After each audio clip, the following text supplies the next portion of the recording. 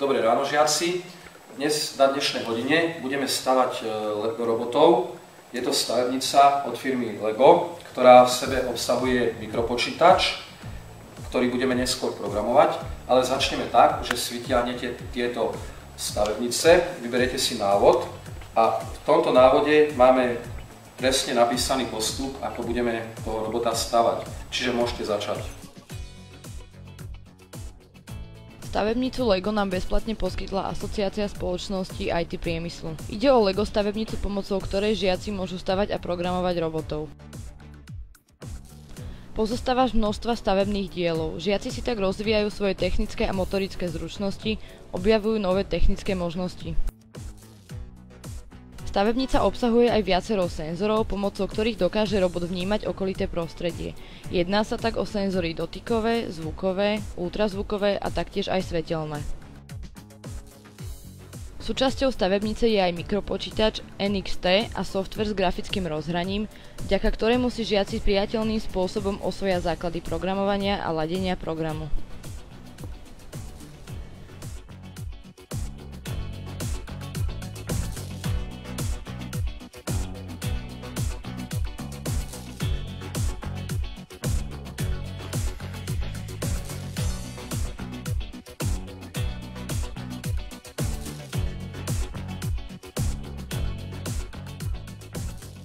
Pripojíme ho k počítaču pomocou USB portu a spustíme si program NXT. Vyberieme si nový projekt a naľavo vidíme ovládacie prvky, ktoré tam môžeme vkladať, napríklad pohyb motora.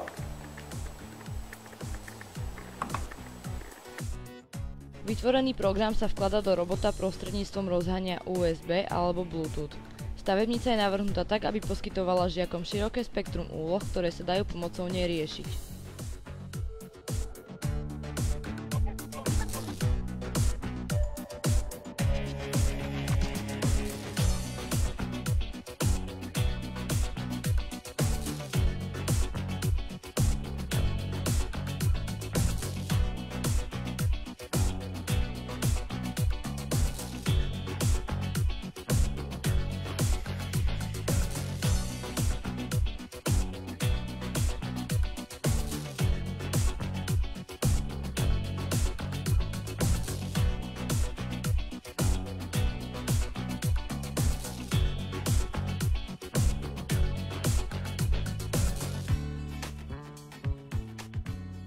Robota je možno ovládať aj na diaľku cez aplikáciu v smartfóne pomocou rozhrania Bluetooth.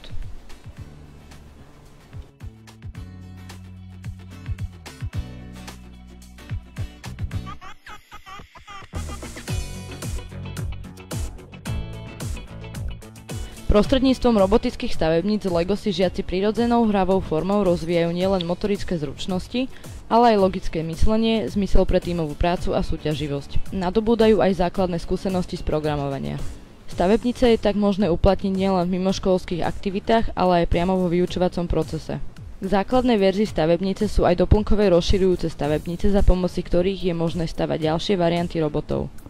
Skúsenosti nadobudnuté pri programovaní robotov môžu žiaci uplatniť v rôznych súťažiach, ale aj počas budúceho štúdia či zamestnania.